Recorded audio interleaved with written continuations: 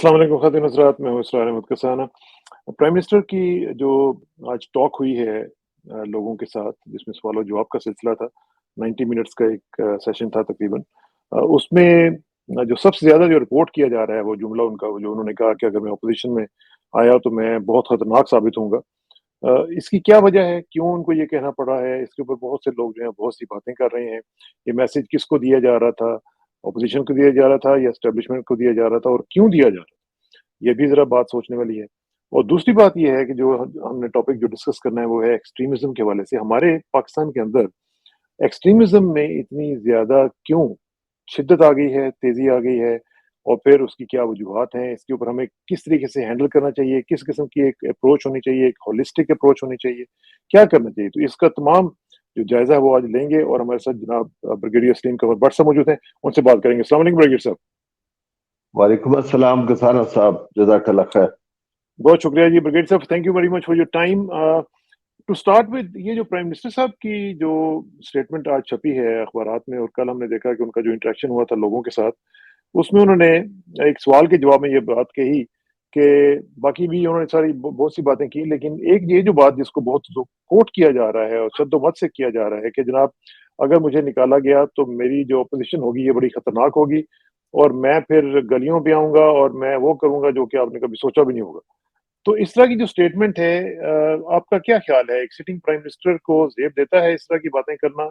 और अगर की है उन्होंने तो उसकी कोई वजह होगी, क्या हो सकती है वजह? ऑन द लाइटर साइड गसाना साहब, ये जो मीडिया के लोग हैं उनको उन्होंने बहुत सारे प्रोग्राम करने और मार्च अपना जो है बहाल करने का मौका दिया है।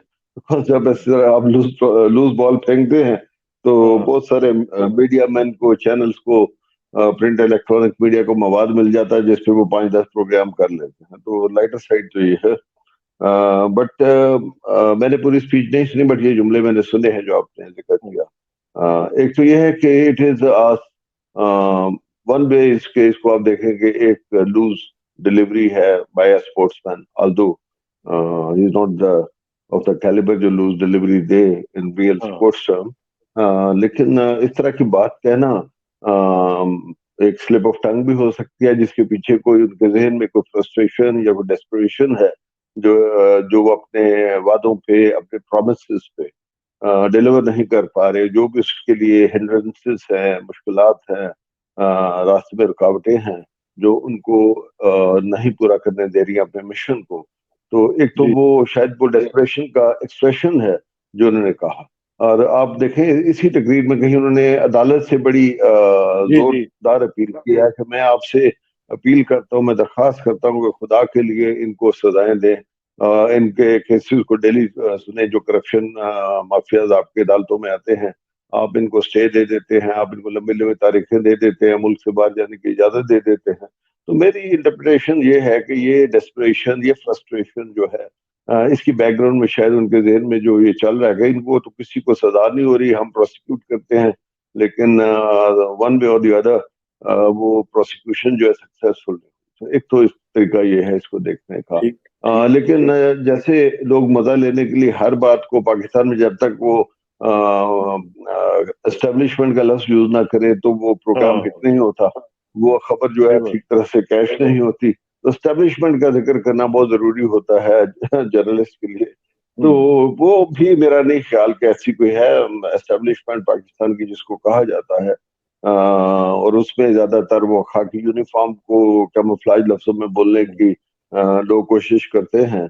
लेकिन एस्टेब्लिशमेंट का जो दुनिया में मतलब, ये जहां आप रहते हैं या आपके नॉर्थ में हुँ, जो मुल्क अमेरिका है, वहाँ एस्टेब्लिशमेंट एक पूरी टीम होती है जिसमें civil, military, politics, administration, executive सारे शामिल होते हैं। तो बिल्कुल, बिल्कुल। मेरा ख्याल है कि as as regard army stance, उन्होंने मेरा ख्याल हर गवर्नमेंट को उसी तरह सपोर्ट किया जैसे इमरान खान को कर रहे हैं। लेकिन होता ही है कि वही जब अपोजिशन में जाते हैं तो वो फिर आर्मी को निशाना बनाना शुरू कर देते हैं कि जी हमें तो नहीं क्या सपोर्ट क्या करे। ये आप जो मुझे पिछले कोई दिनों में आपने सुना होगा, पिछले दिनों में शेख रशीद साहब ने एक बड़ा ज़बरदस्त बयान दिया था कि जो सर के हाथ हमारा वो यानी उन्होंने कहा कि जिस सर के ऊपर हाथ है जिसका, वो अब किसी के गले तो जा सकता है, उनके हाथ पे नहीं, सर पे नहीं जाएगा। तो ये एक अजीब-सा बयान था। क्या वो जो सर के ऊपर हाथ है, वो उठने के चांसेस नज़र आ रहे हैं इमरान खान साहब? میرا خیال ہے کہ اس کے اوپر جو جنرل کنسنسس یا پبلک رسپانس ہے وہ یہ ہے، شیخ رشید صاحب کو عادت ہے جی ایچ کیو کے گیٹ نمبرز بولنا، اس طرح کے جملے بولنا، یہ پنڈی میں اچھا کیش ہوتے ہیں اس طرح کے باس جو ہیں، اور شیخ رشید صاحب ایک پاپولر پولیٹیکل لیڈر ہیں، اس طرح کے جملے جلسوں میں تو بولنا چاہیے، لیکن as a interior minister, as a responsible guy, he has to be careful, اس طرح کے جملے نہ بولیں جس کو لوگ غلط انٹرپریٹ کریں۔ میرا نہیں خیال اسٹیبلشمنٹ کسی کے سر یا گلے پہ ہاتھ ڈالتی ہے، اپنے سروں اور گلوں پہ ہاتھ یہ خود ہی ایک دوسرے کے ڈالتے ہیں، اور اس عوام میں سارے ہی ننگے ہیں، وہ ساری قوم کو پتا ہے۔ ایک عام اسٹریٹ میں جو آدمی پھر رہا ہے جو ایجوکیٹڈ بھی نہیں ہے، اس کی پولیٹیکل اویئرنیس میرے سے زیادہ ہے، بیکاز وہ جو ہارڈ چپس جو ایک عام آدمی فیل کرتا ہے، اس کی پولیٹیکل اویئرنیس میں has to be better than mine. اور یہ وہ دور نہیں رہا، یہ انفارمیشن کا دور ہے، آج ہر بندہ بہت اویئر ہے، اور کوئی جملہ بولا جاتا ہے، کچھ چند لوگوں کو خوش کیا جاتا ہے، تھوڑی سی تالیاں بجوائی جاتی ہیں، تو اس طرح کی جمکریز نہیں کرنی چاہیے جس کو لوگ غلط لیں۔ اسٹیبلشمنٹ آپ دیکھ لیں جتنے کیسز عدالتوں میں ہیں، پہلے پیپلز پارٹی نے نون پہ کیے، نون نے پیپلز پارٹی پہ کیے، پی ٹی آئی نے تو ہارڈلی کوئی کیس کیا ہوا، یہ تو وہ پرانے کیسز یہ پرانے چل رہے ہیں۔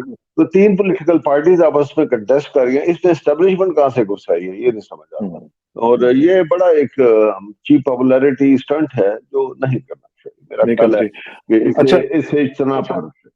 ٹھیک ہے، اب ذرا آ جاتے ہیں ہمارا جو بنیادی ٹاپک ہے وہ ہے ایکسٹریمزم کے حوالے سے، اور میں دیکھ رہا ہوں کہ آپ نے ایک آرٹیکل لکھا ہے holistic approach to counter extremism, یہ میں بلکہ شیئر بھی کرتا ہوں اور آپ کو دکھاتا بھی ہوں اور اپنے ناظرین کو بھی کہ وہ ذرا دیکھیں کہ آپ نے کیا لکھا ہے، اور اس میں برگیڈ صاحب ذرا مجھے بتائیں کہ پاکستان میں جو ایکسٹریمزم جو ہے وہ کیوں اتنا بڑا ہے، اس کی فیکٹرز تو ظاہر ہے کہ کچھ تھوڑے بہت تو ہم ڈسکس کر لیں گے اتنے ٹائم میں، لیکن اس کو ٹیکل کیسے کیا جانا ہے یہ سب سے بڑا کویسچن ہے، وہ ذرا ہمیں تھوڑا سا بتائیں جی اس آرٹیکل کی روشنی میں، اور ویسے بھی آپ کی جو اپنی انسائٹ ہے اس حوالے سے بھی۔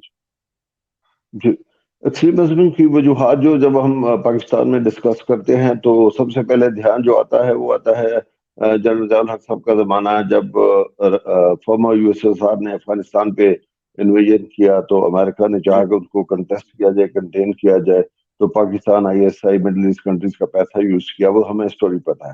10 سال وہ جنگ لڑی، پاکستان آئی ایس آئی کو کریڈٹ دیا گیا، پاکستان فوج کو کریڈٹ دیا گیا کہ یہ امریکہ کے لیے پاکستان نے جنگ جیت لی۔ اس کے بعد امریکہ سول سپر پاور بن گیا، اور انہوں نے 10 سال سول سپر پاور کے مزے لیے، اور پھر 2001 9/11 کا واقعہ ہوا تو وہی سپر پاور جس نے افغانستان میں لوگوں کو جہادی کے طور پہ یوز کیا تھا، اور باقی پاکستان اور دوسرے ملکوں کو، ان کو انہوں نے جہادیس کو ابھی نیگیٹو ٹرم میں، اور پھر الٹیمیٹلی ان کو ایکسٹریمسٹ، اور پھر الٹیمیٹلی ان کو ٹیررسٹ کہنا شروع کر دیا، اور لٹ لے کے ان کے پیچھے بھاگ پڑے۔ افغانستان پہ آپ نے دیکھا انویژن ہوا اینڈ 2001، اور پھر 20 سال جاری رہا، وہ جب ختم ہوا یہ کہ جب یہ افغان جہاد ختم ہوا تو جو پاکستان سے باقی مسلم ممالک سے لوگ جہاد، ریئل ٹرم جہاد کرنے کے لیے آئے تھے، جب وہ فارغ ہو گئے تو وہ بالکل بے روزگار تھے، ان کو سمجھ نہیں آتا تھا کہ اب ہم کیا کریں۔ تو جب آپ ایک جنگجو گروپ تیار کرتے ہیں تو ان کو ریہیبلیٹیٹ کرنے کی بھی ایک اسٹریٹجی ہونی چاہیے، اس کے لیے پیسہ ہونا چاہیے، فنڈنگ ہونی چاہیے، کہ اب ان کو ہم نے مین اسٹریم میں واپس اگر لانا ہے تو پہلے ان کے ذہن کو ڈی ریڈیکلائز کرنا ہے، جو آسان نہیں ہے، ہیومنلی بہت مشکل ہے۔ تو وہ ڈی ریڈیکلائزیشن کا جو پروسیس ہے اور ریہیبلیٹیشن کا پروسیس ہے، جس کے لیے billion and trillion of dollars چاہیے، وہ تو پاکستان کے پاس نہیں تھے۔ تو ہوا یہ کہ یہ وہ جہادی ایلیمنٹ جو ریڈیکلائز سے جو جن کے لیے پرائمریلی آپ کو پتا کون سے ریلیجس پولیٹیکل پارٹیز کو یوز کیا گیا، وہ پولیٹیکل پارٹیز کو فنڈنگ کی گئی، انہوں نے پھر ان کو ایز اے رینٹڈ کراؤڈ دوسری جو پولیٹیکل پارٹی تھی ان کو اویلیبل کرنا شروع کر دیا۔ تو فاسٹ فارورڈ یہ آج جو آپ جو دیکھ رہے ہیں کہ پاکستان میں جو ریلیجو پولیٹیکل پارٹی ہے یا پولیٹیکل ریلیجس پارٹیز ہیں، وہ بڑی تیزی سے اپنے آپ کو ری برانڈ کرتی ہیں، ریکمیشننگ کرتی ہیں، نئے نئے کوآپریشن اتحاد بناتی ہیں، کبھی اس کا نام پی ڈی ایم ہوتا ہے، کبھی آئی جے آئی ہوتا ہے، کبھی کچھ اور ہوتا ہے۔ تو ہماری تاریخ بڑی واضح ہے۔ تو یہ مین اسٹریم پولیٹیکل پارٹیز جو ہیں، آپ نے دیکھا جب یہ اقتدار سے نکلتی ہے تو ان کے خلاف بڑے خوفناک مقدمات ہوتے ہیں، بیسیکلی کرپشن ریلیٹڈ ہوتے ہیں۔ ठीक। तो जब ये पावर से निकलते हैं और दूसरी ताकत रूल में आती है तो इनमें मुकदमात कायम करती है। फिर उन मुकदमात से जान छुड़ाने के लिए और पब्लिक अपील को रिस्टोर करने के लिए इनको दोबारा क्राउड चाहिए होता है। वो क्राउड इतना आसानी से आता नहीं है। तो क्राउड को लाने के लिए फिर ये उन्हीं जिहादी पोलिटिकल रिलीजियस पार्टीज को नॉक करती हैं। वो आके इनको गले मिलते हैं और जब तक उनको फंडिंग मिलती है वो क्विक क्राउड सड़कों पे लेके आते हैं, में हम क्रिएट करते हैं। जो हमने रिसेंटली आपने देखा सड़कों के ऊपर एक स्पॉन्टेनियसली लार्ज क्राउड आते हैं, लाखों में आते हैं और इंस्टेंटली फिर गायब भी हो जाते हैं। जिस दिन उनकी पेमेंट खत्म होती है फिर इंस्टेंटली वो गायब हो जाते हैं। अब वो जो नारे लगाते हैं सड़कों पे आके, वो बेईमानी से नारे होते हैं जिसका कोई आइडियोलॉजी नहीं होती। एक short term given political mandate होता है और जितना अब देखते हैं कि ह्यूमन रिसोर्स सड़कों पे आता है, सख्त वेदर होगा, सब होगा, लेकिन 2 वक्त का खाना मिल रहा है और उनकी पॉकेट में डेली उनके वेजेस मिल रही हैं, दे आर देयर। लेकिन जनरल इंप्रेशन ये क्रिएट किया जाता है जैसे किसी बड़ी कोई रिलीजियस कॉज के लिए आए हैं या बहुत बड़ी पॉलिटिकल कॉज के लिए आए हैं।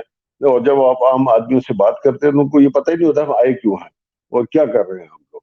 तो वो एक बेईमानी से रिलीजियस नारे उनके मुंह में डाल दिए जाते हैं। तो एक काइंड ऑफ रोबोट्स जो हैं वो तैयार किए हुए हैं। अब यही फिनोमेना जहां आप रहते हैं कनाडा में, अमेरिका में, न्यूजीलैंड में, आप देखें इन मुल्कों में भी यही इसी किस्म के मसाइल चल रहे हैं। आप देखें 6 जनवरी 2021 जब ये प्रेसिडेंट जो बाइडेन की सर्टिफिकेशन होनी थी, जब वो टेकिंग होनी थी, तो व्हाइट सुपरमैसिस्ट ने कैपिटल हिल पे कब्जा कर लिया। तब अमेरिका को एहसास हुआ, अमेरिका की अफवाज को इन्वॉल्व करने की ट्रम्प ने कोशिश की और जनरल मिली ने इनकार कर दिया। उन्होंने कहा जी हम तो अवाम का साथ देंगे, कॉन्स्टिट्यूशन का साथ देंगे, किसी पॉलिटिकल पार्टी का इस डिस्प्यूट में हम हिस्सा नहीं बनेंगे। और ये पैगाम पाकिस्तान जैसे मुल्कों को भी है कि जब ये पॉलिटिकल पार्टीज आपस में दस्तों गिरबा होती हैं तो फौज हैज टू स्टे अवे। अगर पिछले मार्शलों का अगर आप जायजा लें तो जब भी एक पॉलिटिकल टर्मोइल एक खास हद से आगे बढ़ता है तो फौज उस वक्त जो है वो गवर्नेंस के लिए आ जाती है कि हम सिचुएशन को रिस्टोर करेंगे और फिर हम वापस चले जाएंगे। जनरल ज़िया-उल-हक का जमाना देख लें या मुशर्रफ का जमाना देख लें, तो ये सारी हकीकतें वो हैं जो हमें पता है। लेकिन एक जब पॉलिटिकल बेहम बनता है, एक सोसाइटी में तलातुम पैदा होता है तो उसकी वजूहात देखनी चाहिए। अमेरिका में जो देखें 9/11 के बाद एक रेडिकलाइज्ड माइंड तैयार किए गए in order to make sure कि जब ये अफगानिस्तान पे और उसके बाद आपने देखा तमाम मिडिल ईस्ट कंट्रीज में जंगों के लिए जाएंगे तो जो फंडिंग जानी होती है वो तो नेशनल एक्सचेकर से जाती है। तो उसको जस्टिफाई करने के लिए पूरे मुल्क में एक माहौल बनाया जाता है।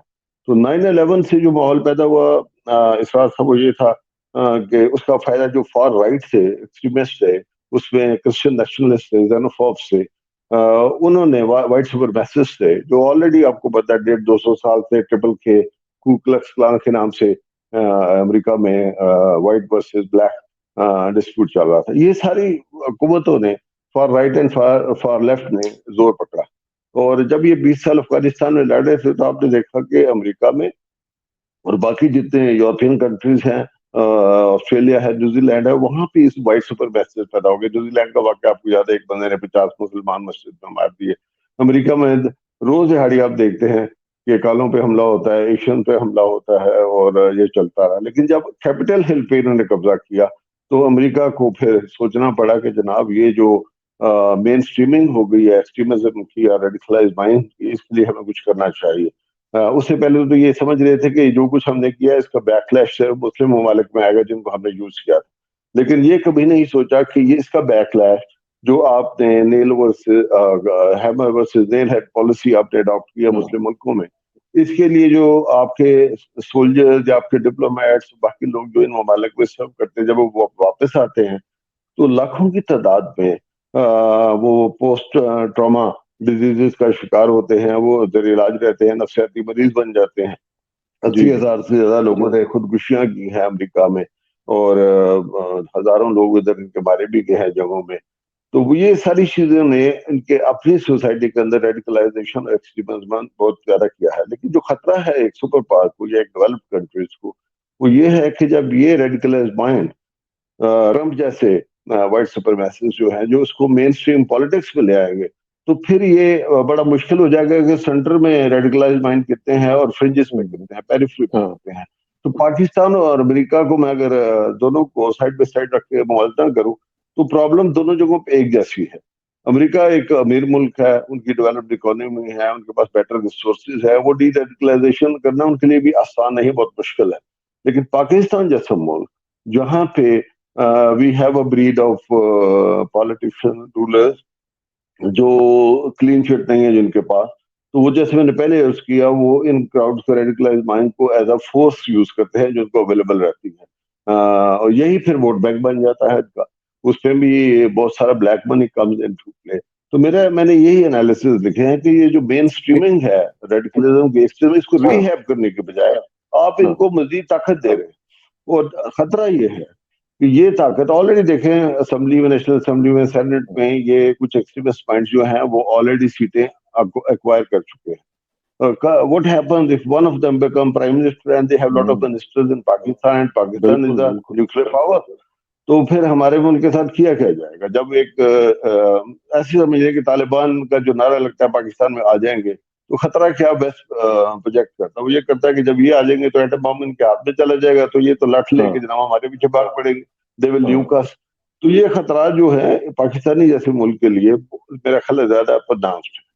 تو یہ اس پہ میں نے یہ جو آپ نے خطرہ کا اظہار کیا ہے بریگیڈ صاحب, ابھی ریسنٹلی جو ہم نے فینومینا دیکھا اور جس طریقے سے دیکھا تحریک لبیک کا جو معاملہ ہوا ہے, اور جس طریقے سے ان کو مین اسٹریمنگ میں ان کو لانے کی کوشش کی جا رہی ہے, اور اب ظاہر ہے کہ وہ پالیٹکس میں آئیں گے, وہ الیکشن بھی لڑیں گے, اور جس طرح آپ نے فرمایا کہ ان میں سے کوئی پرائم منسٹر بھی بن سکتا ہے, کیونکہ ڈیموکریسی میں تو صرف you have to be an M N A to be a prime minister. تو اس میں جو سینیریو آپ ڈرا کر رہے ہیں تو وہ تو پھر بڑا خطرناک سینیریو ہوگا پوری دنیا میں, پھر ہمارے لیے پھر کیا چوائسز بچیں گی؟ جی یہ ہو گیا, اس وجہ سے یہ تو ہو گیا تھریٹ آئیڈینٹیفیکیشن. میں اس تھریٹ کو اسی طرح دیکھنے کی کوشش کرتا ہوں ایز اے تھنکر, کہ جو ویسٹ ہے جب ہمارے ملک کو دیکھتا ہے تو وہ جو چیزوں کو بیڈ اسمیل آتی ہے, what is the rat that is smell in Pakistani society is the extremism. وہ یہ سمجھتے ہیں کہ Pakistani as a whole nation are radicalised and they are extremist, they are terrorist. یہ لیبل ہم پہ لگ گیا ہوا ہے, اور اس کے لیے ففتھ جنریشن وار کے کمپوننٹ کے طور پہ اتنا زیادہ پروپیگنڈا کیا گیا ہے electronic print media, social media کے ذریعے, کہ lot of people in the west tend to believe it and try to follow with it. اس میں جتنے ملک ہیں جو ہاسٹائل ہیں پاکستان کی طرف, جس میں لیڈ میں ہمیشہ ہمارا ہمسایہ ملک ہوتا ہے بھارت, وہ اس میں لیڈ میں ہوتا ہے, اور وہ ہر بات پہ پاکستان کے خلاف یہ اس طرح کے جو نیریٹیوز ہیں وہ سیل کرتا ہے. اور unfortunately they are capable of selling it because ان کی اکانومی ڈیولپ ہو گئی ہے, ان کے جو مین پاور ہے, ریسورسز, ہیومن ریسورسز ہیں, وہ ہر ملک میں ابھی ایسی جگہوں پہ پہنچ چکے ہیں کہ وہ چاہے انڈین امریکن ہیں یا یورپین انڈین ہیں, they are all now into the policy making circle and soon they will be in the decision making circle. تو وہ بڑی افیکٹولی پاکستان کو پروجیکٹ کر رہے ہیں. لیکن چلیں, وہ ایک ہوسٹائل ملک ہے, ان کے ساتھ اور لوگ بھی مل جاتے ہیں, انہوں نے تو وہ کرنا ہے جو ایک دشمن ملک کرے گا. لیکن ہمیں تو اپنے گھر کی پہلے خود فکر کرنی ہے کہ ہم وہ تمام ریزنز, وہ تمام فیکٹرز کو دیکھیں جو ہمیں اس لیبل کو لگوانے میں دشمن کو ہیلپ کرتے ہیں.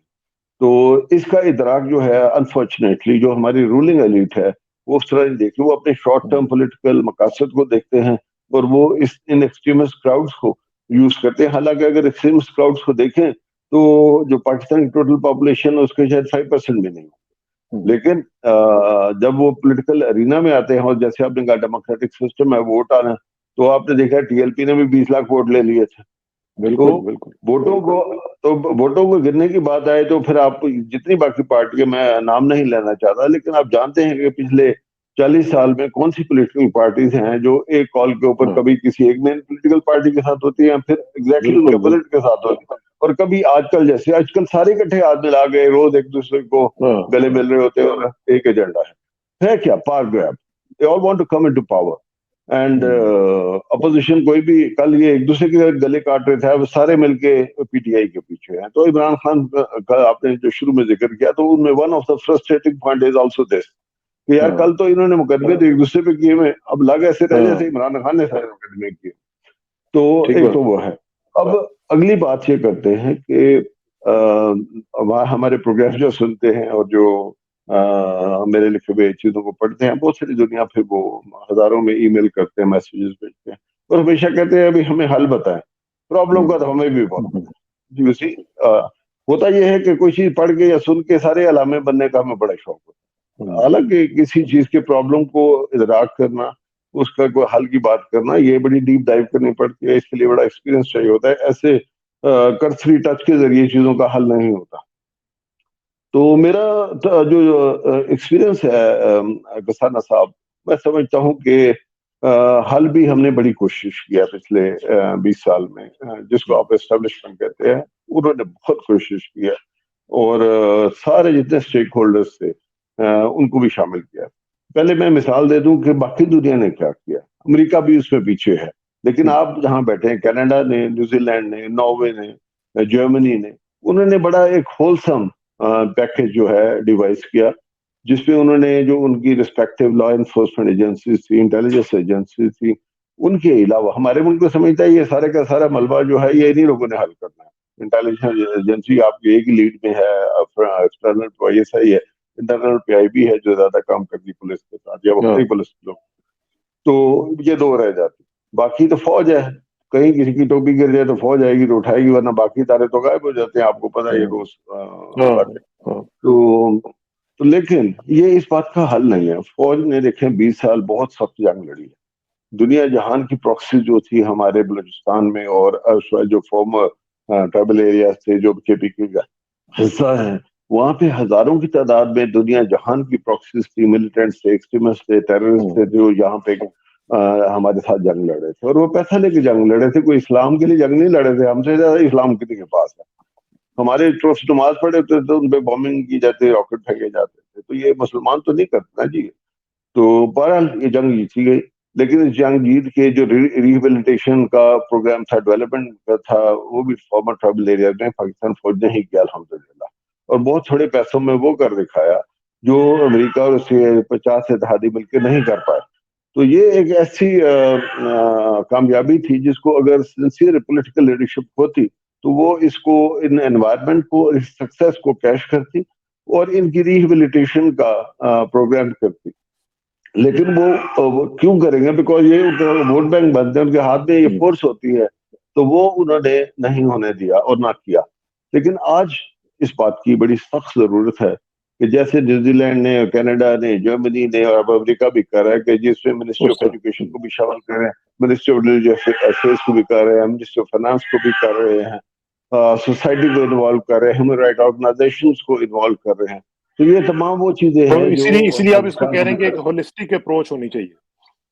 تو ہولسٹک اپروچ کا میں ایک بتاؤں آپ کو کہ پاکستان فوج نے, اسٹیبلشمنٹ نے بہت کوشش کی. ایک نیکٹا کا ہیڈ کوارٹر بنایا گیا جس کو 2 مینڈیٹ دیے گئے. ایک تو یہ تھا کوآرڈینیشنز کرنی ہے, بہت ساری انٹیلیجنس سیٹ اپ بنانا ہے جہاں انٹیلیجنس گیدرنگ آئے گی, تھریٹ آئیڈینٹیفیکیشن کریں گے, جس میں آئی S I of course lead میں تھی, آئی بی نے ساتھ کام کیا, پاکستان پولیس نے, باقی لا انفورسمنٹ نے کام کیا. اور ساتھ ان کو مینڈیٹ دیا کہ ایک اسٹریٹجی بنائے, پالیسی بنائے جس کے ذریعے ڈی ریڈیکلائزیشن کی جائے. اس کے لیے نیشنل انٹرنل سیکورٹی پالیسی 2014 میں بنائی گئی, گورنمنٹ نے اپروو کی. وہ 4 سال کے لیے بنائی گئی تھی, 14 سے 18. وہ اس میں سے کچھ تو جو فوج نے یا لا انفورسمنٹ اداروں نے کرا تھا وہ کام تو انہوں نے کر لیا, لیکن باقی کام جو جوڈیشری نے کرنا تھا, باقی تمام منسٹریز نے کرنا تھا, اس پہ کوئی پروگریس خاص نہیں ہوئی. جس کا نتیجہ یہ ہے کہ یہ جو ایکسٹریمسٹ لوگ ہیں جن کے ریڈیکلائز مائنڈ ہیں وہ دن بدن بڑھتے جائے, بے روزگار ہیں, کوئی اسکلڈ لیبر نہیں ہے, کام ان کو آتا نہیں ہے. تو آپ دیکھتے ہیں کہ ملٹیپلیکیشن آف مساجد اینڈ مدرسہ ہوتی ہے, وہ سرکاری زمینوں پہ یا پرائیویٹ زمینوں پہ قبضہ کرتے ہیں, ایک مسجد کھڑی کر لیتے ہیں. کراچی کا بھی سین آپ دیکھتے ہیں, ڈیمولش کرنے کا حکم دیا گیا, نہیں ہو رہا. ان کو پتا ہے کہ مسجد گرانا جب بن گئی تو بڑا مشکل ہوتا ہے, لوگوں کو سڑکوں پہ لانا آسان ہوتا ہے. تو یہ ایسی خطرناک ڈیولپمنٹ ہے کہ جس کو سنبھالنا پاکستان کے لیے مشکل ہے, لیکن لا ہیز ٹو پریویل. چلیں آپ جب ان کو ڈی ریڈیکلائز کرنا چاہتے ہیں, ان کی بریڈنگ گراؤنڈ, ان کی ریکروٹنگ گراؤنڈ کو آپ کو ختم کرنا. تو یہ فرسٹ اسٹیپ ہے جس کے لیے منسٹری آف انٹیریئر کو کام کرنا ہے, سرے اداروں کو کرنا ہے. لیکن انفارچونیٹلی یہ نہیں کیا جا رہا. دیٹ از وائی یہ ملٹی پلائی ہو رہے ہیں. اب جو ایجوکیشن ریفارمس کی ایک پروگرام میں ہم نے بات کی تھی کہ ایجوکیشن مدر اینڈ ٹیچرز کا جو میں نے ذکر کیا تھا, وہاں سے آپ کو سٹارٹ لینا ہے جو 10 سے 20 سال میں اپنا اثر دکھائے گا. تو اس کے لیے ان 2 منسٹریز کو کام میں آنا ہے. منسٹری جو لیبر ہے اس کو اسکل لیبر بنانی ہے, لوگوں کو روزگار دینا ہے, اپرچونیٹیز کریٹ کرنی ہے. تو یہ جو ہولسٹک اپروچ ہے یہ میں نے ایجاد نہیں کر رہی, یہ ہم ایجاد کر چکے ہیں, پیپرز میں موجود ہے. نیشنل سیکورٹی پالیسی میں بہت زیادہ ایمفسس کیا, بہت زیادہ ایمفسس دیا ہے کہ جی جیو اکنامکس کی طرف جائیں گے, ہم اکانومی کو ریوائیو کریں گے. تو یہ وہی تھا, it was old wine in new bottle this time by Mohit, جو میں نے پچھلے پروگرام میں کہا تھا. یہ آلریڈی یہ پالیسیز بنی ہوئی ہیں. The problem is of implementation. جب آپ امپلیمنٹ نہیں کر پاتے, اور اس کے لیے آپ کو تمام اداروں کو اینڈ سب سے بڑھ کے جوڈیشری کو has to come into play. The Prime Minister appears to be very dedicated, very determined کہ میں نے کرنا ہے, لیکن ساتھ ہی پھر بعض اوقات وہ اس طرح کا نعرہ مار دیتے ہیں جس کو یہی ریڈیکلائز مائنڈ جو ہیں وہ ایکسپلائٹ کر لیتے. جب وہ کہتے ہیں افغانستان کے بارے میں بہت ساری طالبان کی اسٹیٹمنٹ, ٹی ٹی پی کی اسٹیٹمنٹ, تو وہ پھر he tends to forget. T T P وہ پراکسی ہے جو آج بھی پاکستان میں روز آتے ہیں, اسلام آباد لاہور دھماکے ہو رہے ہیں, ابھی بھی کر رہے ہیں. جو مختلف ہمارے بارڈر ایریاز ہیں وہاں پہ چیک پوسٹوں پہ حملے ہو رہے ہیں, روز لوگ ہمارے شہید ہو رہے ہیں. تو ایسی proxy, militant proxy, terrorist proxy جو لڑ رہی ہے آپ کے ملک میں, اس کے ساتھ آپ بات چیت نہیں کرتے, ان کو ختم کرتے ہیں.